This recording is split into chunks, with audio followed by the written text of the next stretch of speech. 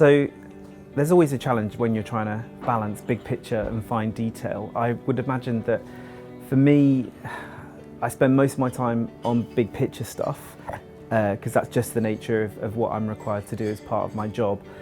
However, I always ask myself the question, how do I know?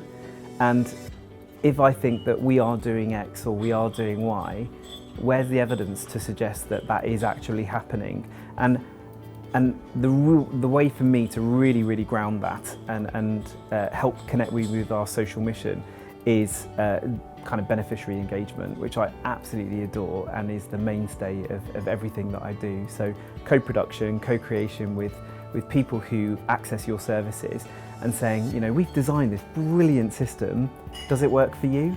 And if they say no, you're like, oh right, okay, I need to go back to the drawing board. But ultimately, if you're not connecting with the people that you're intending to support, help, work with, or benefit from, then I really think you're onto a loser.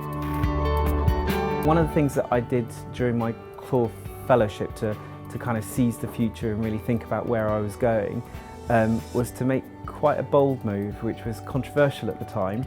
So I was Chief Exec of a voluntary organisation at the beginning of my Clore journey, and I've moved into working for a social business. So it's actually a for-profit organisation, and it is also a B Corp, so its social objects are integrated into its constitution. So that was quite a bold move, because I think there is a sensitivity that exists with different organisations with different legal structures coming into the social impact sector. But my main reason for wanting to do that was I work in the youth sector. Lots of organisations were really struggling to kind of survive and thrive.